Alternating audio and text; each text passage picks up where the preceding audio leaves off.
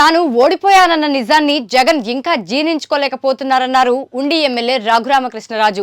ప్రజా తీర్పును తప్పుబట్టేలా ఈవీఎంల గురించి జగన్ మాట్లాడుతున్నారని ఆయన ఎద్దేవా చేశారు. వైజాగ్లో 500 కోట్లతో ప్యాలెస్ కట్టించిన జగన్ ఆ ధనాన్ని ప్రజలకు ఇస్తే చాలా మంది పేదలు బతికేవారని ఆయన అభిప్రాయపడ్డారు. ఇప్పటికైనా జగన్లో మార్పు రావాలని, ఆయన చేసిన తప్పులతోనే కనీసం ప్రతిపక్ష హోదా కూడా వైసీపీకి దక్కలేదని RRR ఎద్దేవా చేశారు. అందరికీ నమస్కారం. సరే, ఇప్పుడు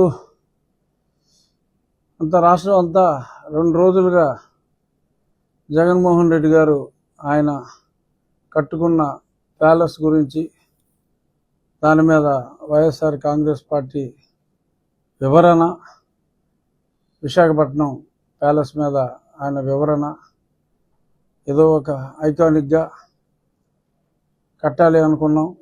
ఆ తర్వాత మరి కొంతమంది అధికారులు మరి విశాఖ రాజధానిగా అనుకున్నప్పుడు మరి అధికారులు ఈయన ఇక్కడ ఇల్లు వచ్చిన ఆఫీసు ఉంటే చాలా బాగుంటుందని సూచించారట. ఆ సూచన మేరకు స్వల్ప మార్పులు చేసి ఆయన నివాసానికి అనుగుణంగా స్వల్ప మార్పులు చేసి ఏదో సింపుల్గా కేవలం ఒక 500 కోట్లు ఖర్చు పెడితే, అంటే అతని ఉద్దేశంలో అతను తినేసింది 1000 కోట్లు 1,00,000 కోట్లు ఉంది కాబట్టి అవన్నీ మర్చిపోయి 500 కోట్ల కోసం ఎదగోవడం ఏంట్రా అన్నట్టుగా మరి ఆయన ఫీల్ అయ్యారా అన్నది నాకు అర్థం కాల.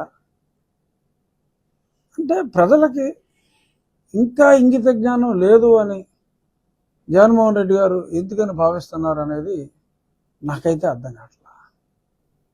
ఇప్పుడు ఇంకా మారకుండా, ఇది ఎందుకు చెప్తున్నాను అంటే, ఇప్పటికైనా జగన్మోహన్ రెడ్డి గారు మారకుండా ఇంకా ప్రజల్ని మభ్యపెట్టే ప్రయత్నంలో, కేవలం ఎవరో అధికారి చెప్తే నేను ఇక్కడికి వచ్చాను తప్ప, ఇక్కడికి మారదాం అనుకున్నాను తప్ప, అది ఒక గొప్ప కట్టడం కోసమే మనం కట్టాం తప్ప నా వ్యక్తిగత అవసరాల కోసం కాదు.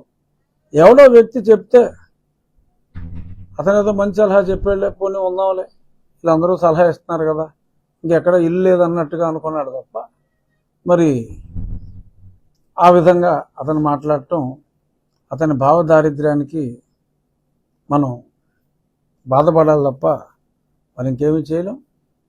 మళ్ళీ ఇలాగే ఇంకొకటి, ఈవీఎంలు. సరే, ఎలాన్ మస్క్ ఒక మాట అన్నాడు. సరే, నో డౌట్, ఎప్పటి నుంచో గతంలో చంద్రబాబు నాయుడు గారు కూడా ఈవీఎంలు తీసేయాలని చెప్పారు. విన్నారా మీరు అప్పుడు చెప్పినప్పుడు? సో అది ఎప్పటి నుంచో ఉంది. అభివృద్ధి చెందిన దేశాల్లో ఈవీఎంలు వాడరు. బట్ ఏ అభివృద్ధి చెందిన దేశమైనా కూడా, అంత అమెరికా లాంటి పెద్ద దేశమైనా కూడా అక్కడ 25 కోట్లే జనాభా, మనకు 140 కోట్ల జనాభా. సో అంచేత కన్స్ట్రెయింట్స్ ఉన్నాయి. నేను పార్లమెంటరీ కమిటీలో ఉన్నప్పుడు ఈ ఎలక్షన్ కమిటీ కూడా మా పరివిలోనే ఉండేది, మేమన్నీ కనుక్కున్నాం. మనం వాడే సిస్టంలో 1-2 మిషన్లు అంటే ఏమో, any electronic machine is susceptible అని గతంలో మా పార్టీ అధ్యక్షులు అన్నారు, చాలామంది అన్నారు. బట్ ఇన్ని లక్షల సంఖ్యలో ఉన్న ఈవీఎంని మేనేజ్ చేయటం అనేది అది జరగని పని.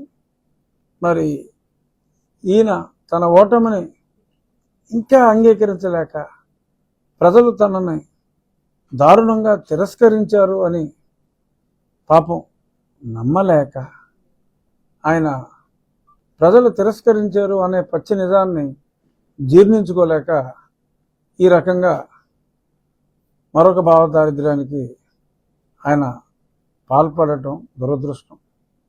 ఓటమిని అంగీకరించడంలో గౌరవం ఉంది. You should have accepted, yes,